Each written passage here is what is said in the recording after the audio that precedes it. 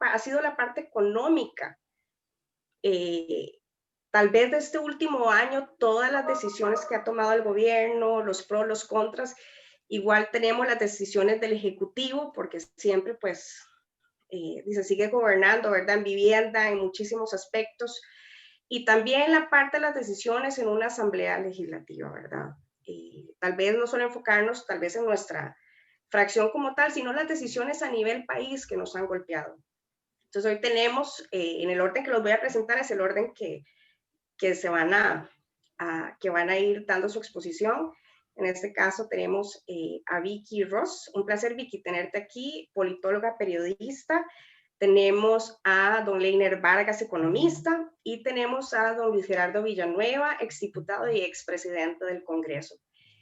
Como todos saben, son 12 minutos de inicio, de exposición, luego tenemos 4 minutos de réplica y luego abrimos la parte de las preguntas y las consultas, que son 1 minuto y 1 minuto para responder. Entonces, arrancamos a partir de ya con Vicky. Gracias, Adri. Buenas noches a profe Leiner, a mi querido Luis Gerardo y a todos ustedes, compañeros y amigos que nos hemos visto, conocido y abrazado, por dicha, no hace tanto tiempo, ahora que extrañamos tanto los abrazos. Muchas gracias por la invitación al foro. Yo voy a arrancar diciendo que esa provocación de título la resistí, porque yo creo que el análisis que tenemos que hacer de la administración del presidente Alvarado Quesada no puede ser solamente del último año. Y ya vamos teniendo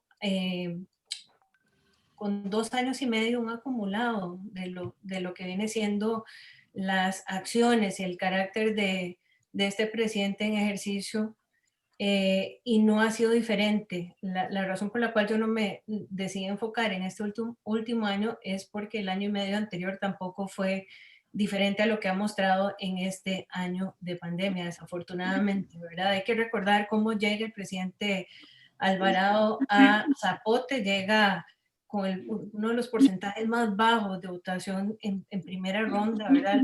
Inmediatamente hace que tenga baja legitimidad ante el electorado. Para cuando caímos en la tentación, en algún momento, algunos analistas, algunos politólogos, de hablar de los del 1.300.000 votos de Luis Guillermo Solís en segunda ronda, yo creo que fue un error de perspectiva, y ese error es claro en esta segunda administración del PAC, cuando vemos que el presidente Carlos Alvarado arranca después de ese gane en segunda ronda con poca legitimidad, con un país mucho más polarizado, y no hay un periodo de luna de miel del arranque de esa administración, a pesar de los esfuerzos que pudo haber hecho, y ahí sin entrar a valorar las intenciones de ese intento de hacer un gobierno de unidad nacional. Pero lo cierto es que no disfruta de un periodo de luna de miel como usualmente pasa con los presidentes entrantes. También una situación que está en franca y rápida precarización, precipitada por cosas como la crisis política generada por el cementazo, toda la herencia política que le da el presidente Solís al presidente Alvarado, y también cosas como el deterioro fiscal dejado por también la administración Solís, pensando que probablemente no iban a llegar a Zapote, y nos dejaron herencias como el hueco fiscal de don Helio Fallas, también con un liderazgo bastante particular del presidente Alvarado Quesada, que hace también difícil pensar, incluso desde esos primeros momentos, que ese esfuerzo de gobierno de unidad nacional iba a tener algún resultado a mediano o a largo plazo. En los primeros 2 años del presidente Alvarado, 2 años básicamente sin ideas, ¿verdad? Sobre todo en el campo de la reactivación económica, 2 años en que la economía iba cada vez, y ahí don Leiner me imagino que va a conversar más a profundidad de eso, pero una economía cada vez más contraída, un desempleo que ya era el problema más importante en las elecciones del 2018 y que sigue subiendo a una velocidad muy desafortunada en esos primeros 2 años, y también cosas que se veían, que teníamos rato de no ver, como bajas importantes en índices como confianza del consumidor. Y recordar que los primeros meses de la administración Alvarado es la primera vez, creo que en 25 años desde que se estaba midiendo el índice de confianza del consumidor, que en los primeros 3 meses de un presidente la confianza del consumidor baja y no sube, ¿verdad? Ese tipo de cosas nos pone, eh, nos enmarca en qué tipo de situación, en qué tipo de liderazgo también viene ejerciendo el presidente Alvarado en esos 2 primeros años, también con cosas agravantes como por ejemplo, eh, hay cosas que tampoco ayudan a la confianza en el sistema político en general. Y ahí hay cosas como, por ejemplo, en septiembre del año pasado y este año de pandemia parece que hemos vivido 20 años en uno, pero y a veces nos falla un poco la memoria a mediano a largo plazo, pero hay que recordar que el año pasado, en septiembre, el gobierno del presidente Alvarado y doña Pilar Garrido salieron diciendo que llevan 76% de cumplimiento del plan de gobierno, ¿verdad? De las metas del plan de gobierno, cuando apenas hace unos meses antes, en julio también del año pasado, un observatorio independiente decía que solo llevaban un 5% de las metas cumplidas. Y eso pasa en este país, ¿verdad? Sin pena ni gloria, que el presidente sale diciendo ese tipo haciendo ese tipo de anuncios, anuncios como los que también hemos estado acostumbrados en estos 6 y medio años de administraciones PAC, como que la pobreza baja, que fue el anuncio que dieron el año pasado, cuando si uno lee las cifras con detenimiento y cuidado se da cuenta que la pobreza en general no solo no ha bajado, sino que las situaciones económicas eh, en general han tenido un deterioro. También a la carencia de ideas en lo económico se le podemos sumar cosas como que han ido traicionando también la confianza de la gente, como una actitud fría en el tema de derechos humanos, a pesar de que fue una de las cosas que lo impulsó en la segunda ronda. Por ejemplo, hizo cosas tan extrañas como, a pesar de que estaba lo de la Corte Interamericana, en la sección de extraordinarias, convocar el proyecto de la Unidad Social Cristiana de uniones, de hecho, de sociedades de convivencia, problemas en cultura, después de todo el tema del fiasco. ¿Se acuerdan el problema de los más de 700 millones del FIA con la ministra Fonseca y todo lo que ha venido sufriendo el sector cultura? Un declive terrible, el problema de seguridad. Hace año y medio estábamos hablando de la crisis en homicidios, de los índices de homicidios más altos en la historia del país. Hoy no hablamos de eso, pero el problema de seguridad ciudadana también es un problema grave en nuestro país. El problema en salud, en relaciones internacionales, todo lo que vivimos, no solo en la administración Solís, sino también los primeros 2 años y medio de la administración Alvarado, Quesada, con el manejo de las relaciones internacionales, el desacierto, por ejemplo, de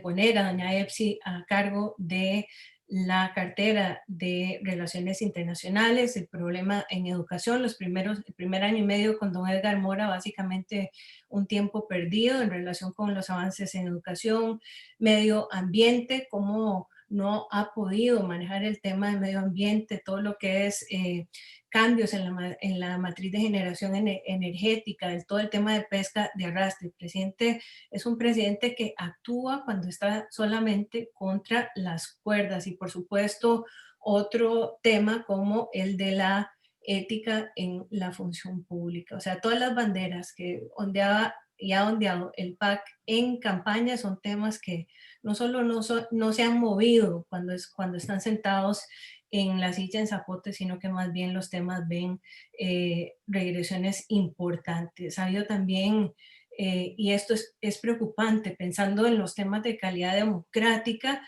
una marcada incapacidad por generar diálogo, un diálogo que pueda sobreponer ese estado de polarización en los que nos ha dejado los dos últimos procesos electorales. Y ahí me devuelvo a hablar sobre el tipo de liderazgo particular del presidente Carlos Alvarado, que tampoco ha sido conducente a que esas cosas se puedan sobreponer y a llevar a poder tener un diálogo de calidad con los diferentes sectores. Más bien,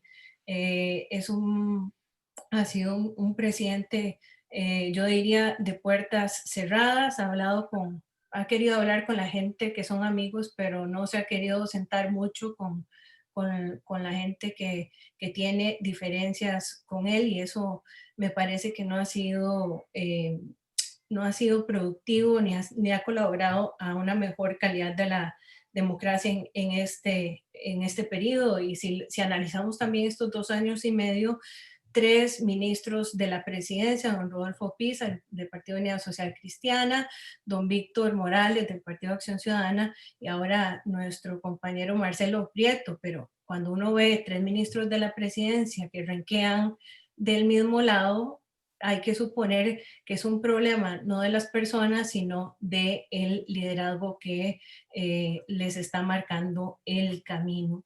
2 minutos. También, bueno, en los últimos 9 meses, el golpe del COVID, que además no solo es un golpe de salud, hay que hablar de que es un golpe a todo el mundo, lo que hace que las condiciones, por ejemplo, de una recuperación sean más complicadas. Pero no solo es el problema de salud, sino es el problema económico, que es precisamente lo que ha sido el talón de Aquiles del presidente Carlos Alvarado. De la respuesta en estos tiempos de pandemia es política vieja, ha sido asistencialismo del más viejo hasta donde alcance la cobija, y si no alcanza la cobija, echarle la culpa a la oposición de que no me alcanza la cobija. Pero reactivación económica, medidas para que la gente pueda de manera digna tener empleo, muy, muy pocas. También han sido en este problema de generar confianza, una malísima comunicación política. Han sido los reyes del anuncio, anuncian que van a hacer algo, anuncian que van a presentar propuestas, y esos anuncios llegan o muy después o no se concretan, ¿verdad? Y es interesante ver cómo, a pesar de que esta ha sido una comunicación política pésima, en la coyuntura les ha funcionado, porque no han tenido una buena respuesta. Cuando el presidente sale diciendo, por ejemplo, un mes antes de la presentación del presupuesto 2020, que él se asegura que los programas sociales no se recortan, y no hay una respuesta clara a ese tema, cuando el presupuesto que se presenta no viene con los recortes que tiene que hacer, pero tampoco viene con las cosas que se tiene que hacer. Y esa también es una estrategia que les ha servido, dejar que que la oposición haga las cosas que se tienen que hacer, que no son populares, para que se compren el pleito político, pero sin tener una respuesta bien coercionada, una buena estrategia política para poder transmitir lo que se está haciendo. Eso yo le llamo el problema del adulto en la habitación. Una oposición responsable, sin una estrategia articulada y que tenga luces largas, también con una buena estrategia de comunicación política, no se entiende, no se entiende. Y el PAC ha sido muy bueno, no ha sido muy bueno en gobernar, pero sí sabe muy bien ganar elecciones, y es mucho la estrategia de ese manejo de la dinámica política, y también de cómo obligar a las situaciones y a las coyunturas para poder salirse de la responsabilidad de una mala gestión. Y sin embargo, los problemas estructurales país que siguen al rojo vivo, ahí se han trabajado poco, y los que los han trabajado ha tenido que ser también la oposición. Muchas gracias, Vicky. Le doy la palabra un momento a Adriana.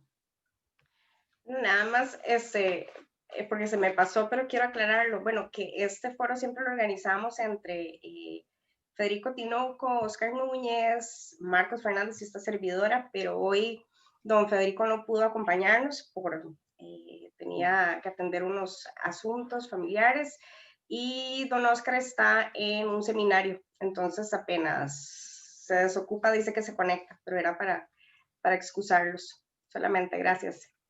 Muchas gracias. Y ahora le damos la palabra a Leiner Vargas, sus 12 minutos a partir de ahora. Ya veo que abrió micrófono. Buenas noches, muchísimas gracias por la invitación.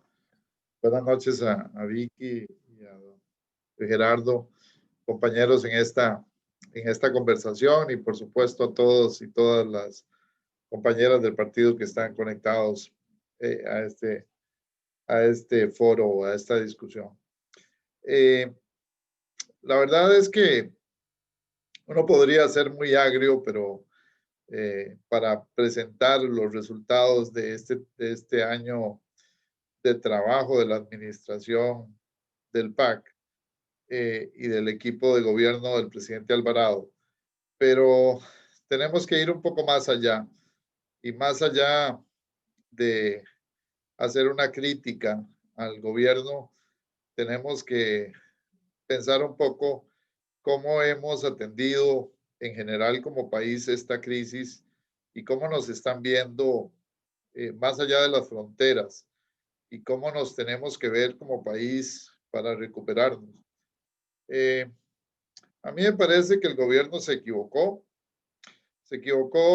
porque no solamente tenía un problema de capacidad para gobernar, que quedó claramente comprobado en el primer año de gobierno, que ya Vicky mencionaba, un equipo completamente desordenado, desarticulado, y en algunos campos un equipo incompetente, lleno de novatos, lleno de principiantes, de gente que no conoce la función pública, que vino a aprender a la función pública, y además formados en un entorno multipartidista donde formar alianzas y consolidar posiciones es muy difícil.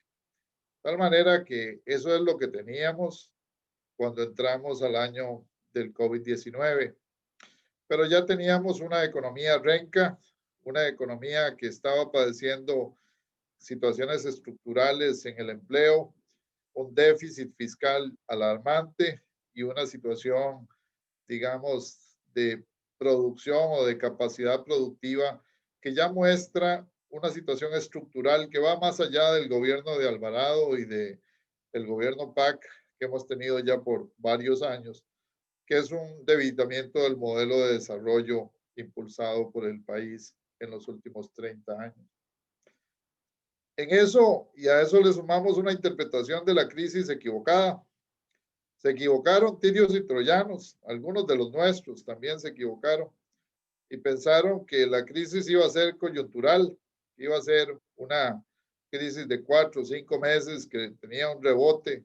Recuerdo algunos informes del Fondo Monetario del mes de abril y de mayo, donde decía que en agosto, en septiembre, en octubre íbamos a tener un rebote de 7, 8, 9 puntos.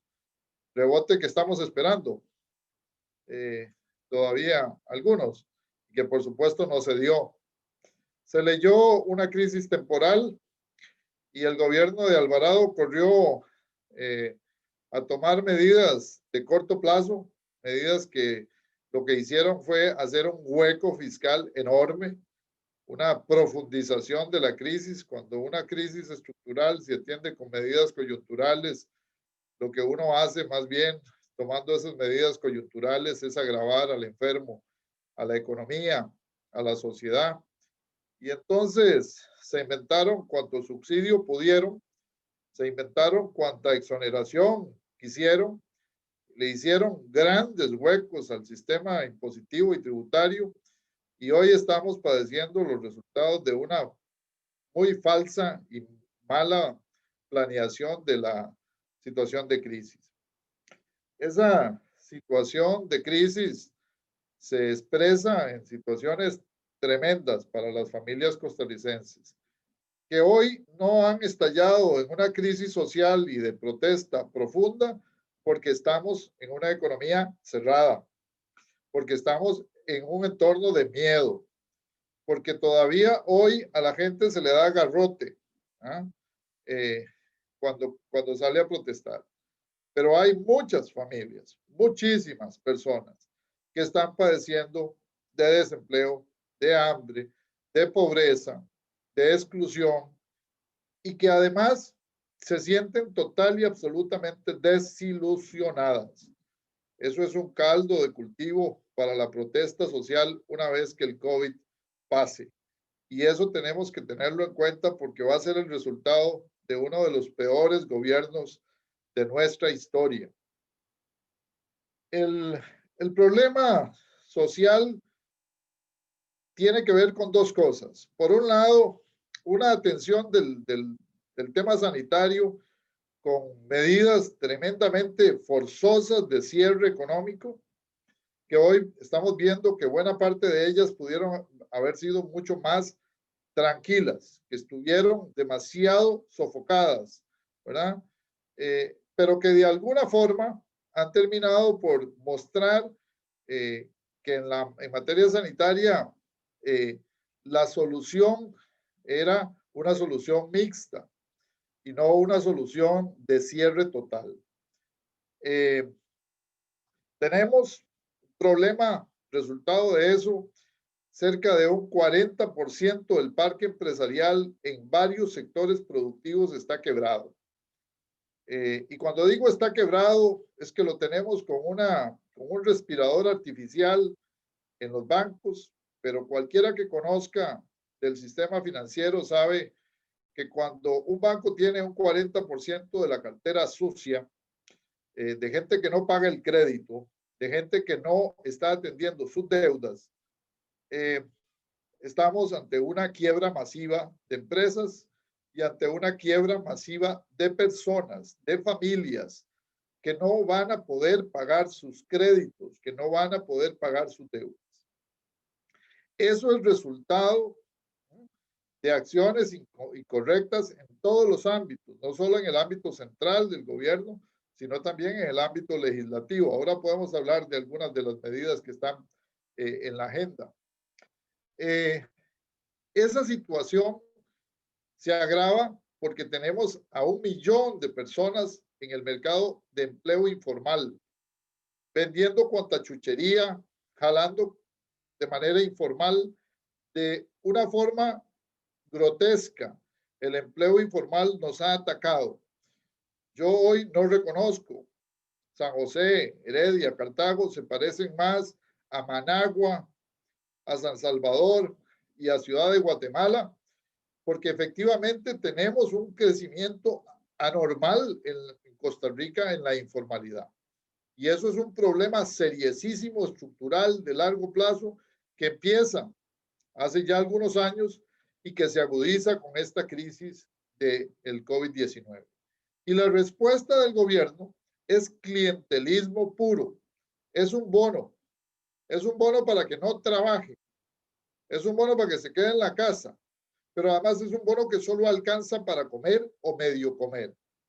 En ese contexto me parece que se equivoca el modelo clientelista actual, pero nos plantea un problema de agotamiento serio, estructural, de la política pública socialdemócrata, agotamiento de los instrumentos de ascenso social, como son la educación, como era la banca de desarrollo, como eran las políticas productivas de los años 70, que dieron de comer y que dieron capacidades a muchas generaciones. Hoy algunos de nosotros somos parte de ello.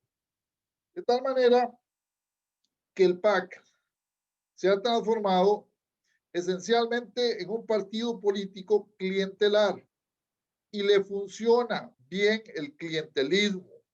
Lamentablemente les funcionó también en la administración anterior, que han seguido con esa misma política y además con una oposición completamente equivocada en su accionar, poniendo la cara frente a las balas, mientras ellos básicamente lo que hacen es política electoral, politiquería, diríamos algunos, pero al final política que les rinde votos al final en el proceso. Yo, además de ese análisis, quisiera sumar un problema central, y es que el PAC y el gobierno PAC se ha aliado a dos instrumentos poderosísimos en esta sociedad. Se ha aliado a un grupo pequeño, pero muy poderoso de banqueros que tienen controlado el sistema financiero, y se ha aliado a un grupo pequeño de empresarios que están articulados alrededor de la prensa nacional más importante y más significativa de dos grandes medios de comunicación, que le permite tener el control de la ciudadanía y de lo que piensan los ciudadanos, en buena parte, en un país en donde esos medios son muy importantes para la creación de opinión. Por supuesto, voy a dejar el tema al análisis de los politólogos, pero desde el punto de vista económico, es una alianza neoliberal con un esfuerzo creciente de clientelismo electoral. Y eso, ¿verdad?, no está muy lejos de los modelos que se han seguido en el Cono Sur, de lo que aprendieron de los españoles o de lo que están aprendiendo de los modelos tipo Trump en los Estados Unidos. Ellos, cada vez que tienen una decisión importante, rompen la agenda como un tema absolutamente trivial. Ahora, por ejemplo, pareciera que el tema más importante de la agenda de hoy es ponerle impuestos a la lotería, como si la lotería nos va a salvar del hueco fiscal y de las grandes dificultades estructurales que tiene el Estado. Eso es un 0,10% del problema. Y sin embargo, esa es la gran discusión nacional que sale del diálogo multisectorial y nosotros nos comemos ese cuento como si ese fuese el verdadero problema económico de hoy. La salida de la coyuntura al estilo PAC ha sido ahora y fue durante la administración Solís igual. Yo espero que don Luis Guillermo nos hable de su relación como diputado, pero son igualitos, son igualitos en materia de atender los problemas. La forma de atender los problemas del gobierno PAC es evadir los problemas, es no enfrentar los problemas y además en poner el costo político en manos de terceros. Y poner a pelear a terceros es la forma más fácil de evadir entrar en una discusión política sustantiva. Los chiquillos del PAC, ya ahora treintones, casi todos, son chiquillos especialistas en enredar los temas nacionales y hacer ver que la agenda está en otro lado. Entonces, cuando nosotros no entendemos eso del lado de la oposición, y a mí, aunque tenemos gente muy, pero muy brillante en la Asamblea Legislativa, hay veces me da, la verdad, mucha angustia que nos pasen por inocentes. Ya casi estamos. Ya estamos. Tiempo. Ok, que nos pasen por inocentes. Y con esta frase termino. Vean, lamentablemente, a esa forma de comportarse el gobierno PAC, estamos enfrentando una oposición complaciente y una oposición que cada día demuestra más su interés de resolver los problemas, pero su capacidad política muy baja. Lamentablemente, nuestra fracción carece de liderazgo, de competencias, de visión y de capacidad de articular una oposición de verdad responsable frente a los problemas del país. Ahí les dejo el tema. Muchas gracias. Muchas gracias, Leiner. Y bueno, ahora le damos la palabra a Luis Gerardo Villanueva. Bienvenido. Veo Gracias, que muy buenas noches. Sus 12 buenas noches a todos. A partir de ahora.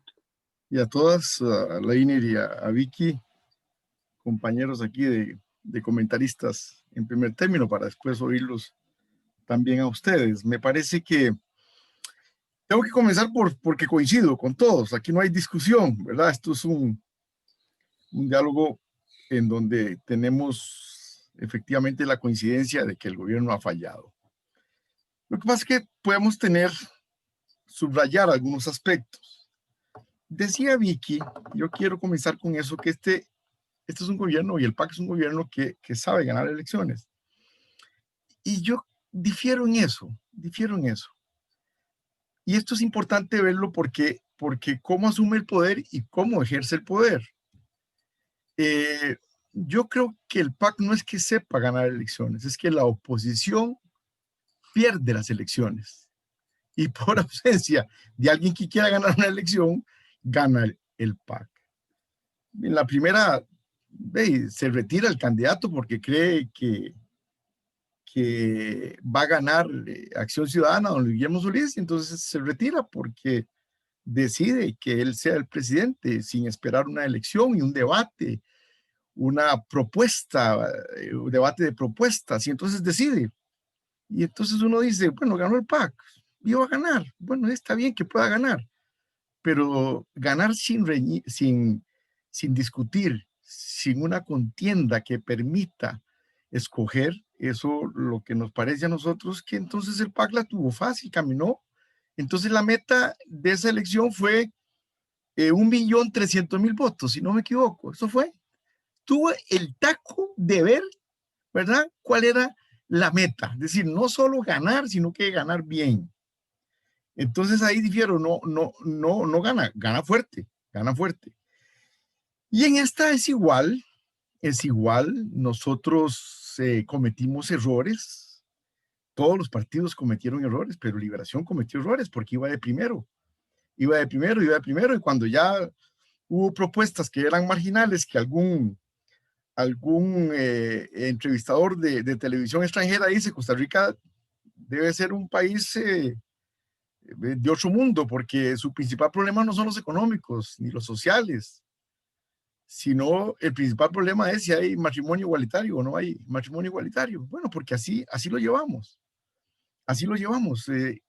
y creo que las posiciones nuestras hicieron fácil la decisión de la gente. Hicieron fácil porque la gente, por un lado, se decidió por la opción más conservadora, y la más conservadora no era la de Liberación, porque incluso había trastabillado en eso. Y la más progresista no era Liberación, porque nosotros trastabillamos, íbamos por un camino y en un momento otro sentimos que nos devolvimos.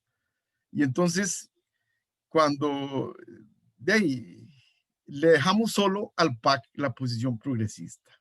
Entonces, como esto es una campaña de cuál es la minoría más grande, las minorías se juntaron y llegaron a una final.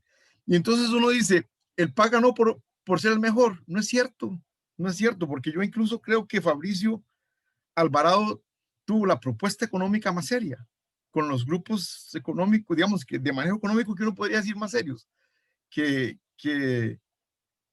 la Acción Ciudadana. Sin embargo, tuvo errores garrafales, el abrazar en campaña una posición, etcétera. Yo soy de una provincia que votó prácticamente toda por Carlos Alvarado, y es porque uno de los financistas más cercanos al candidato en esa época de Restauración Nacional habló contra la Virgen de los Ángeles y punto, se liquidó solo ese candidato porque no pudo desmarcarse. Entonces uno dice, ¿ganó el PAC por más bueno? No, es porque los otros han perdido. Así es como ha ganado. Y entonces, cuando llegan al gobierno, ahí es donde ya está la posición mía. ¿Qué es lo que les hace falta entonces? Lo que les hizo falta para ganar, porque no fue que ganaron, sino que los otros perdieron. Les hizo falta liderazgo. Les hace falta liderazgo. Para ganar una elección hay que tener liderazgo, hay que tener ideas, hay que tener propuesta, hay que tener efectivamente el acercamiento a la gente más débil para que uno pueda decir, bueno, sí, esta gente tiene la confianza de que efectivamente este señor le va a dar respuesta. Pero como no hubo necesidad, porque la oposición es más mala, entonces tenemos esto. Yo le digo a Leiner y a Vicky, que los he oído, es que eso fue. Nosotros no obligamos a que fuera el mejor el que ganara, el más líder, el que tuviera las mejores ideas. No, fue una campaña del que cometió menos errores. Bueno, entonces nos encontramos con un gobierno muy particular. Entonces, con un hombre que no tiene liderazgo, no tenía experiencia, no tenía trayectoria, y con un equipo todavía peor, desarmado. Agarró gente del Frente Amplio, agarró gente de Unidad Social Cristiana, ahora agarra a alguien de Liberación, y no sé con quién más, pero que no tiene una plataforma común. Cada uno pedalea como quiera. Y si ustedes me dicen, cuando uno ve la coordinadora del sector económico, don Leiner, explíqueme usted qué liderazgo tiene doña Pilar Garrido. Por favor, explíquemelo. ¿Qué respeto tiene entre los economistas? Como ministra y como mujer la respeto. Pero es una autoridad en el aspecto económico. Yo no la veo. También se repite la falta de liderazgo. Eso es. Falta de liderazgo, porque no solo el presidente no tiene liderazgo, sino que los otros son más enanos todavía en liderazgo. Son más enanos en liderazgo. Bueno, vamos a ver, ¿y qué ha producido? Resulta que se encuentra una asamblea legislativa con los problemas de la oposición, también que no tiene liderazgo. No es que nosotros, por eso, si el gobierno, si Carlos Alvarado, aún ganando, no tiene liderazgo, bueno, peor la oposición, si por eso no ganó, porque cometió más errores. Bueno, entonces se encuentra con una oposición que le puede servir para gobernar. Aprovecha y aprueba el plan fiscal. Un plan fiscal, bueno, yo es que estuve en todos los intentos de plan fiscal y estuve en el penúltimo que se aprobó. Yo fui diputado con Figueres, que se aprobó el ajuste fiscal, y después estuve con Abel Pacheco, que peleamos por un ajuste fiscal y la sala se lo trajo abajo. Después estuve con Laura Chinchilla, que peleamos por otro plan fiscal y se lo trajeron abajo, y ahora el plan fiscal de todos, que se aprobó, era el peor, era el más desigual. Porque afectaba sectores, es decir, el salón de belleza, etcétera. Bueno, el 13%, servicios, el 13%, a rajatabla, no importa, ve a ver cómo consigue el contador, etcétera. Bueno, entonces, esa falta de liderazgo se le suma después lo otro, porque ya viene el mal manejo. Falta de confianza, porque no está gobernando para hacer algo que nosotros estamos preocupados, para lograr un equilibrio, para lograr una mejor igualdad, porque la desigualdad, si bien es cierto, nosotros somos de los países más exportadores del mundo, porque per cápita, porque aprovechamos la globalización, ¿verdad? Somos exportadores, y resulta que sí, muy bien, pero se está quedando en el sector más alto la ganancia económica, y nos hemos venido empobreciendo, ¿verdad? La pobreza había subido, y desde luego el desempleo había subido del 6 al 10, al 12, ahora está rayando el 25, el 26, y casi hay gente que dice que es el 30%. Entonces también es una falta de confianza, porque lo que hace lo hace mal. No obstante que tiene las posibilidades de sacar buenas leyes, saca leyes que más bien subrayan la desigualdad. Entonces, falta de confianza. Y se encuentra con una pandemia de un momento a otro, ¿verdad? Con esas debilidades, con ese aumento del desempleo, se encuentra la pandemia. Y se encuentra la pandemia en el momento más difícil de su gobierno, porque lo habíamos agarrado en las manos de la masa, quitándole la privacidad a los costarricenses. Y ya se estaba cayendo el gobierno por eso, ¿verdad? Ya la confianza estaba liquidada. La poquita confianza, ¿verdad?, que se le podía tener, ya se le había acabado porque ya había un agotamiento político también por esa acción, por esa impericia, por esa metida a patas. Bueno, y vamos ahora a la pandemia, y entonces todo el mundo se salvó, porque incluso en las encuestas se disparó. Y entonces dice, bueno, este hombre va a aprovechar. Y dice, ahora sí van a generar un liderazgo. Bueno, y comienzan también a hacer medidas. Ahora estaba viendo, creo que en el día de hoy, en algunos noticieros, que contrastaban cuando el ministro Salas decía que las mascarillas no, ¿verdad? Los tapabocas no, y ahora que sí, etcétera. Cuando cerró los pequeños negocios, los bares, cuando cerró restaurantes. Y entonces, sí, todo eso cuando nos dimos cuenta que los cierres de los negocios pequeños estaban favoreciendo a los grandes, porque en los grandes había filas, en los grandes supermercados. Había filas para entrar y había aglomeración de gente porque había filas para entrar. Entonces uno dice, bueno, pero entonces, ¿cómo? ¿Cuál? No obstante que le depositamos toda la confianza y resulta que lo que hizo es favorecer la desigualdad, favoreció a los más grandes. ¿Y cómo se le va a tener confianza ahora cuando le depositamos en media crisis con esa falta de liderazgo, con lo mal que venga el gobierno, pero de ahí nos unimos? Había que unirse. Y bueno, y la vuelve a votar, porque falta de liderazgo, impericia, falta de capacidad, y ahora, cada vez ahora requiere una confianza que ya no le podemos dar, porque no ha demostrado que le podemos dar confianza. Y entonces viene el otro tema,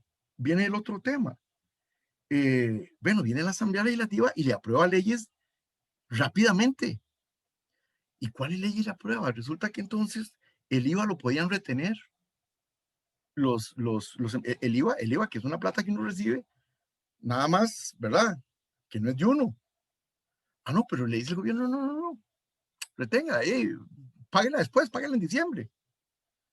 El impuesto al consumo. ¿Y a quién favorecía? Al pueblo. No, porque cuando vos vas a comprar al supermercado, vas a comprar vas a pagar, tienes que pagar el IVA. Al consumidor es el contado. No, es el empresario y sobre todo el que tenía los negocios abiertos, que eran los grandes sobre todo, porque los chiquitillos los tenían cerrados. Los fines de semana los tenían cerrados. Y como la gente no podía comprar entre semana porque había cierre de las 7 de la noche, y uno salía a trabajar a las 6 o 7, no había tiempo, entonces había que ir los fines de semana. Y los fines de semana solo los grandes. Ok. Entonces, ¿cómo le vamos a tener confianza si se la dimos toda y la votaron? Este es el problema. Cuando entonces dicen de espaldas al pueblo, yo no diría con espaldas, porque lo han hecho a vista y paciencia. Y se han encontrado con la suerte de que esa falta de liderazgo de ellos también está en la oposición, que esa falta de confianza que le tenemos a ellos también están en los partidos de oposición. Entonces nos encontramos efectivamente en un país sin crisis. ¿Y qué hacer? ¿Cómo salir adelante? Y yo quiero concluir. ¿Me faltan 4 minutos, Marco? Ya casi terminamos. Ok, entonces, porque me falta la parte positiva. ¿Qué tenemos que hacer? Yo creo que esto de que haya un verdadero diálogo, que sea transparente, que tenga una propuesta, ayudarle en la propuesta, pero ahora sí, no le vamos a dar carta blanca, no puede tener carta blanca. Hay que obligarlo efectivamente a dialogar y no obviando grupos. Ah, no, yo no voy a dialogar con Semilla Corrales porque está en las calles o con Célimo Guido, yo no voy a dialogar con tal partido. No, señor. El diálogo es diálogo.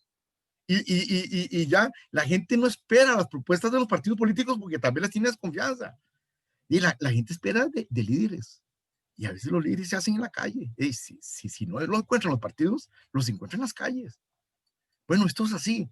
Entonces esperemos ese diálogo, que ese diálogo haga productivo. Y esperemos propuestas. Los partidos políticos para las próximas elecciones tienen que tener una propuesta. Y la propuesta comienza desde ahora. Desde ahora, confrontando. Hagamos liderazgo, hagamos propuesta, generemos confianza, y generemos algo que nosotros tenemos es unas políticas que nos sirvan para tratar de igualar y ver cómo los pequeños negocios están cerrando con más desempleos y el gobierno no hace nada, no hace nada. Ahora que con tristeza digo yo, porque la productora Lala o de leche o distribuidora, etcétera, se va y quedan huérfanos productores de leches, etcétera. Bueno, yo creo que esas son las cosas, ahí es donde tiene que estar la mano Entiendo. del gobierno para eso. Y por eso concluyo, nos toca a nosotros. Entonces, esas grandes dificultades que tiene el gobierno, esos grandes efectos, nos toca a nosotros tratar de elaborar alguna propuesta que dé liderazgo, confianza y seguridad. Gracias. Muchas gracias, Luis Gerardo. Vicky, yo sé que es tu turno, pero Leiner se tiene que ir a las 8. Entonces, quisiera darle el cierre a Leiner para que tenga esa oportunidad y no se tenga que marchar sin dar su cierre. ¿Me lo permites? Adelante. Gracias. Estimada amiga Vicky, yo nada más quiero hacer 2 reflexiones finales. Concuerdo, digamos, alguna vez un distinguidísimo expresidente dijo en una campaña política que yo era un buen economista, pero un mal político. Yo le respondí que seguramente yo era un mal político, pero él iba a ser un pésimo presidente. Esa fue mi respuesta a Luis Guillermo Solís cuando don Johnny Araya dejó votada la elección. Nosotros como país necesitamos urgentemente un buen o buena presidente, independientemente de que haya que agarrarlo a cuestas y subirlo a la política. Y lo digo en medio de esta comunidad de actores que van a ser parte de una discusión en los próximos meses. Ya no tenemos tiempo de debatir de si es bueno o mal candidato fulano, sutano, mengano. Necesitamos como país un buen o buena presidenta que tenga el liderazgo, la capacidad, el compromiso, las competencias, que se arme de verdad el mejor equipo, no el equipo de los pegabanderas, el equipo de los que realmente necesita el país para salir adelante. Y lo digo en frente de ustedes, porque en Liberación Nacional sobran buenos nombres de personas que podrían ser 3, 4, 5 veces mejores de los últimos 2 que han asumido la presidencia. Hombres y mujeres de altísima capacidad, competencia para ser el primer mandatario de este país. Ojo, lo que estoy diciendo. Si hay que llevarlo a cuestas para que asuma como político una función que tal vez no está acostumbrado a hacer, hagámoslo. No llevemos al primer Juan Vainas que aparezca enfrente, porque los costarricenses no son tontos, no son torpes, no son ignorantes. Si llevamos a una persona incompetente para gobernar, no nos van a dar pelota. Y yo no tengo, digamos, pelos en la lengua, porque ya la verdad, ya pasé los 50 y ya pasé por donde asustan y ya no me asusta nada. Esa es el primer mensaje, recomendación que les doy. El segundo mensaje es Liberación Nacional. O gana en primera ronda solventemente o no gana las elecciones. Así que yo quisiera pedirles desde ya que cualquiera de los enanitos verdes o enanitas que gane la convención ya sea abierta, cerrada, semiabierta, semicerrada, como carajo se le ocurra a la asamblea del próximo 14 hacerla, necesitamos todos. Si no queremos tener a estos incompetentes, incapaces, irresponsables y ahora además corruptos del PAC, todos unirnos con una sola fuerza para llevar un gobierno que tal vez no sea el que queremos en lo personal, pero que es el gobierno que necesita Costa Rica.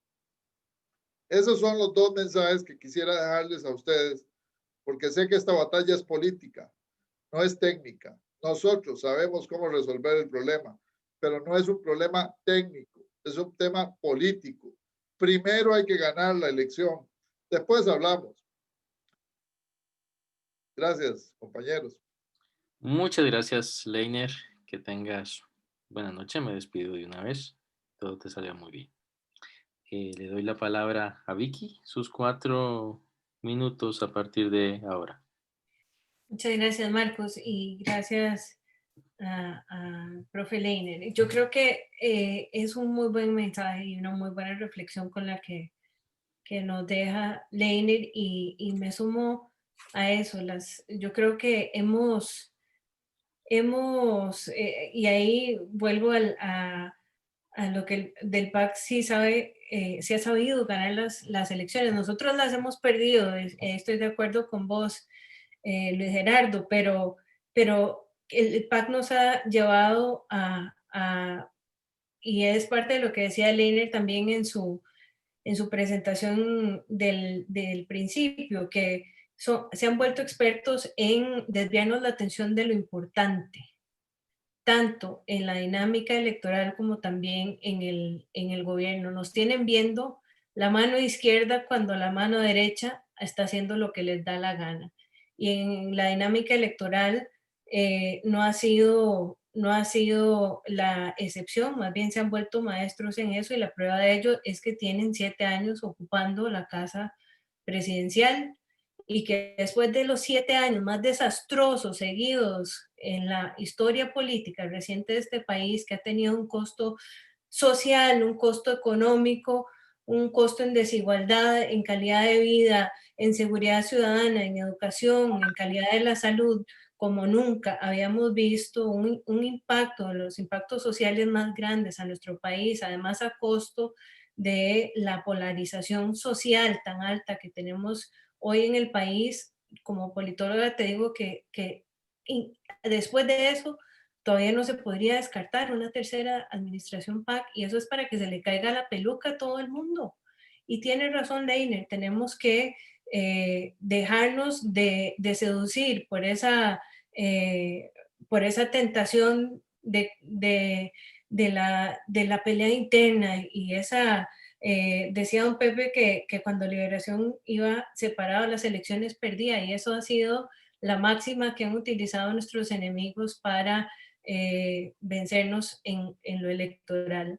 Y la campaña pasada yo decía que lo que estaba en juego era el bienestar de nuestras familias, y era absolutamente cierto. Hoy, 2 años y medio después de este desastroso presidente, de esta administración sin liderazgo, sin un rumbo claro, con índices de desempleo altísimo, con un crecimiento tan desafortunado en la pobreza, en la desigualdad y en tantos otros temas, nos tiene que quedar absolutamente claro que eso es lo que está en juego.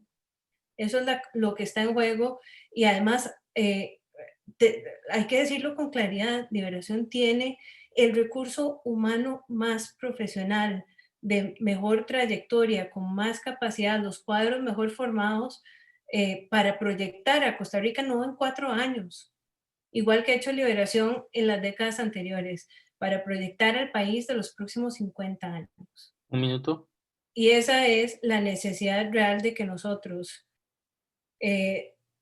nos formalicemos en la forma de hacer política ahora como oposición, y proyectemos también cómo vamos a ir organizados a las elecciones del 22, y cómo nos organizamos para cerrar las filas y para poder llegar nuevamente a la administración a hacer las cosas que se tienen que hacer. Gracias. Muchas gracias, Vicky. Y le damos los 4 minutos a Luis Gerardo a partir de que abra su micrófono, porque está mute.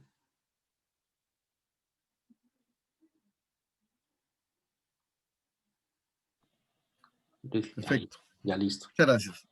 Vamos a ver, yo creo que bien, lo dije al concluir mi intervención, uno tiene que tener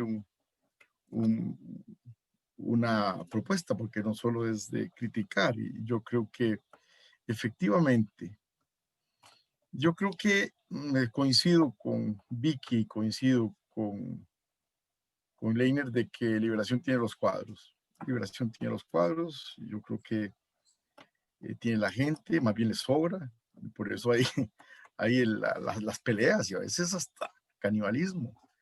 Ok, yo creo que eso estoy, pero ¿cómo poder construir? ¿Cómo poder construir eso? Ahí es donde está, porque yo creo primero que no somos el partido más grande, no, eso no. Ganar en una primera elección ahora con tanta propuesta y con la dificultad para hacer liderazgos, yo creo que es difícil. Entonces, creo que nosotros tenemos que hacer cosas diferentes para tener resultados diferentes.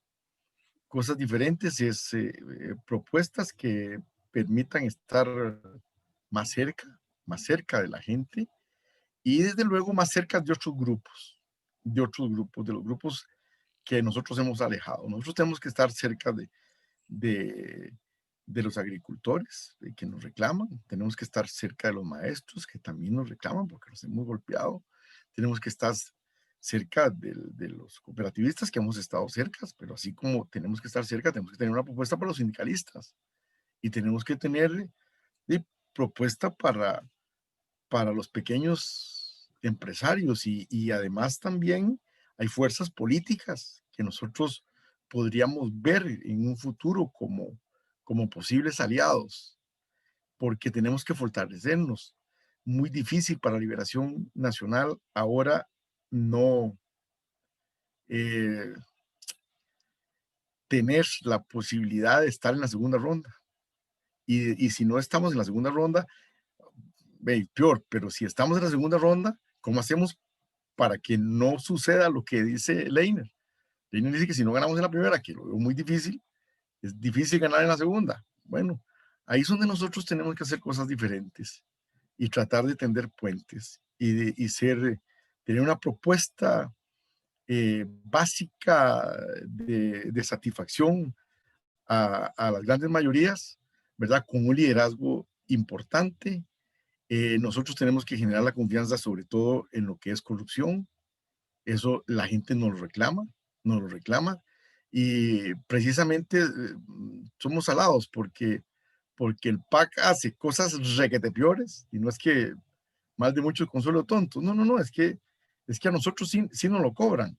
Y eso es donde nosotros tenemos que hacer una evaluación de nosotros mismos para que la propuesta tenga la garantía y que vaya a generar la confianza, transparencia, que genere transparencia, confianza, Un minuto. un discurso que nos pueda a nosotros efectivamente ser, digo yo, en este sentido, ser como creemos que lo que somos, ser los mejores. Eso es que nosotros últimamente no, nos hemos mediatizado y nos hemos metido en las propuestas de ellos y al final de cuentas nos vamos a nichos donde están ocupados ya.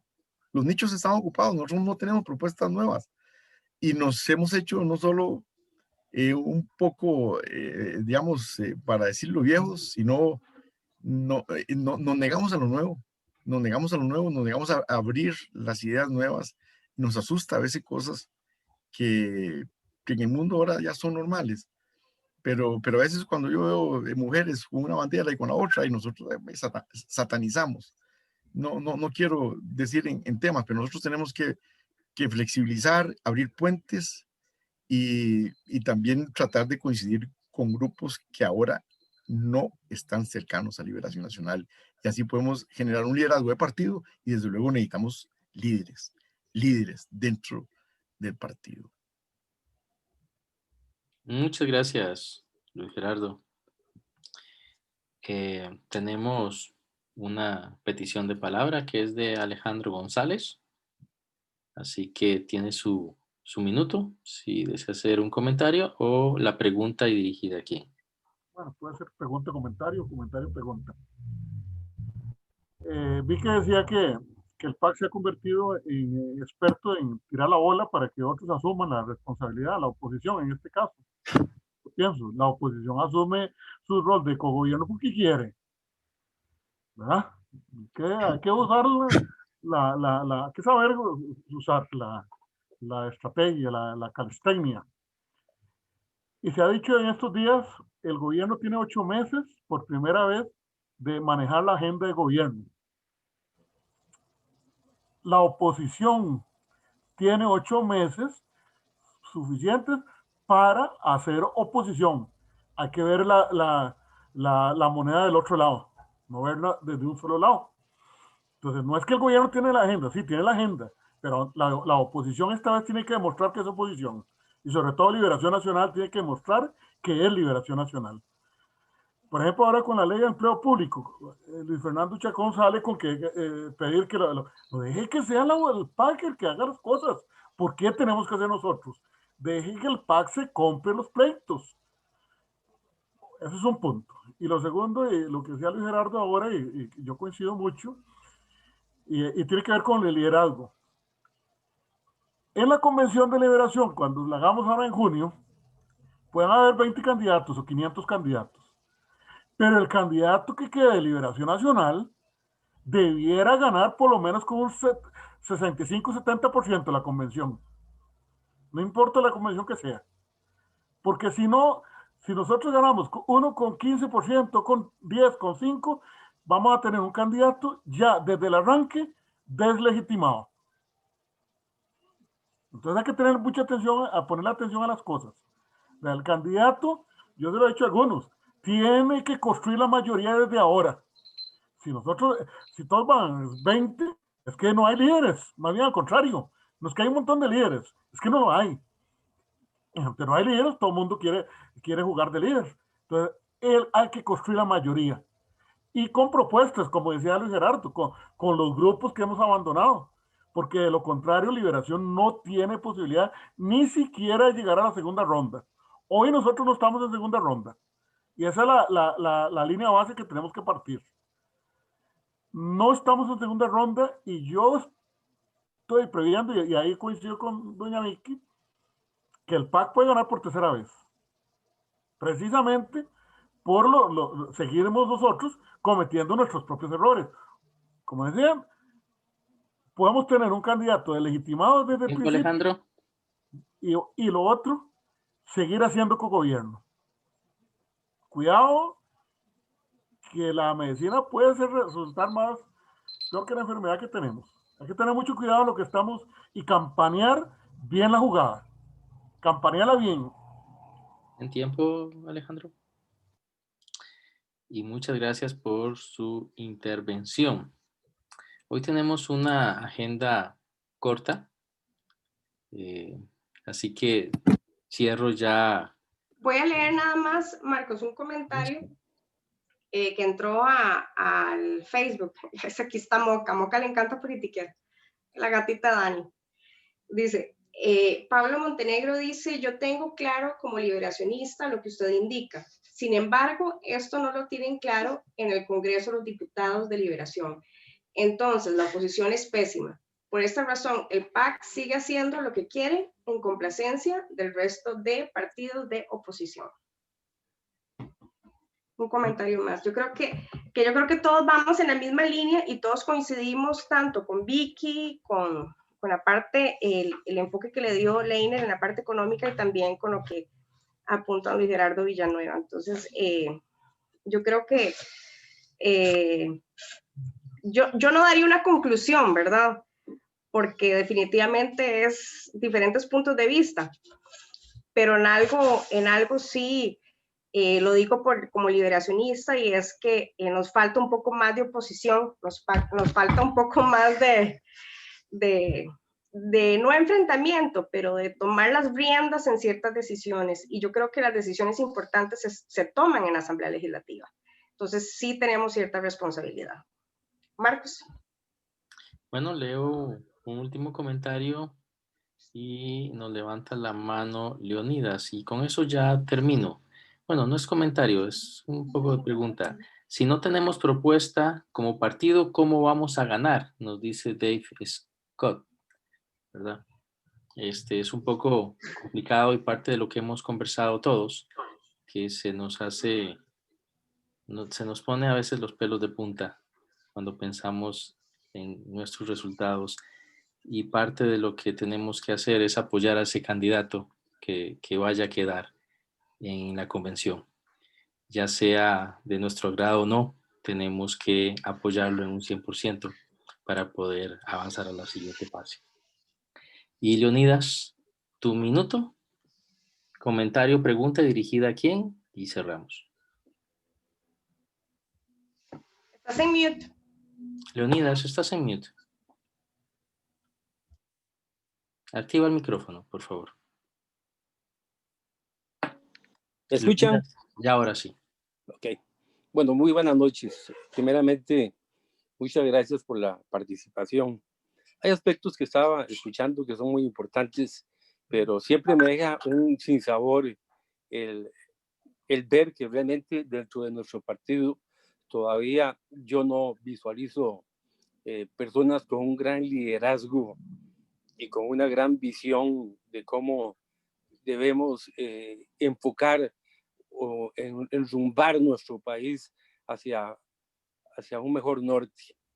Coincido con Luis Gerardo en el sentido que realmente el PAC no ganó, fue que nosotros perdimos. Coincido con algunos compañeros de los que hablaron de que definitivamente nosotros en estos momentos no hemos dado o no hemos tenido una buena posición en contra de lo que ha realizado el PAC. No, hemos estado huérfanos en ese sentido y máxime en nuestro partido, que es el que siempre se espera que saque la bandera por todos los costarricenses. Pero miren, leyendo un poquito con respecto a muchas de las cosas que a mí me gusta ver y que Luis Gerardo bien lo manifestó, ¿cómo hacer para poder enrumbar un poco? ¿Qué es lo que tenemos que hacer? Es dar algunas de las soluciones. Digamos, en algún momento yo pude ver o leer de cómo se debe controlar la inflación. La inflación ronda en un 2% en estos momentos y podría ser controlada un poco más. Realmente no vendría mal si con ella logramos recuperar un crecimiento del Producto Interno Bruto.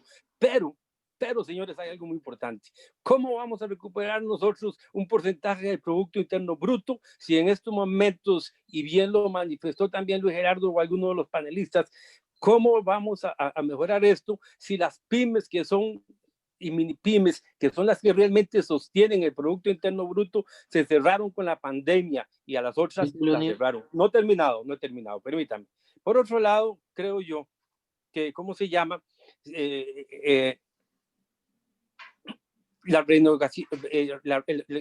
La negociación que se ha hecho con la deuda no ha sido la más apropiada. Hacen reuniones, se reúnen, en fin, hacen todo un circo y al final, hace lo que le da la gana al gobierno. Eso no es procedente. O sea, si yo llego y quiero tener una mejor relación con mi señora, hablo las cosas y nos ponemos de acuerdo, pero desde el final hablo y hago lo que me da la gana, pues me echan de la casa. Seamos realistas, ¿verdad? Y hay, ¿cómo se llama? Hay otros muchos aspectos que podría comentar, pero lamentablemente el tiempo yo sé que apremia y les agradezco mucho por la posibilidad de escucharlos y que yo haya participado en esto. Buenas noches y muchas gracias por su participación, de Leonidas. Adriana. No, solamente para despedirnos, darle muchísimas gracias, bueno, a Leiner que se tuvo que retirar, a Vicky, gracias por acompañarnos, a don Luis Gerardo Villanueva, y decirles que otra vez, lo vuelvo a decir, y porque sé que estamos en Facebook Live y que esto después lo subimos a YouTube, que por favor vayan a la asamblea, que se hagan presentes en la asamblea. Es muy importante tomar las decisiones Y yo espero que el próximo martes el foro que vayamos a tener sea para analizar y para reflexionar sobre las decisiones que se tomaron, sobre los nuevos estatutos. Así que, y veo a don Víctor ahí conectadísimo. Don Víctor, me encantaría tenerlo el otro martes. Usted es asambleísta, ¿verdad? Usted va a la asamblea. ¿Correcto? ¿Estás en mute, Víctor? Efectivamente, Víctor es asambleísta y este servidor que les habla también. Yo sé, don Luis Gerardo. Sí, y creo que, no A sé ver. si ahí estaba, no lo veo. Sí, claro, ya yo estoy confirmado para la asamblea, si Dios quiere. Perfecto, entonces ahí espero que el partido ante todo y nos vemos el próximo martes. Y don Víctor, el próximo martes lo tenemos aquí en el foro como invitado. ¿Qué le parece? Para que nos comente todo lo de la asamblea. ¿Está bien? Claro, claro. Bueno, Gracias. pueden abrir las cámaras, micrófonos y nos despedimos. Muchas gracias por acompañarnos. Buenas noches a todos. Gracias. Buenas noches. Buenas noches. Terminó rápido. Buenas noches. Muchas gracias. Hoy salió rápido, sí. Buenas noches. Hasta luego.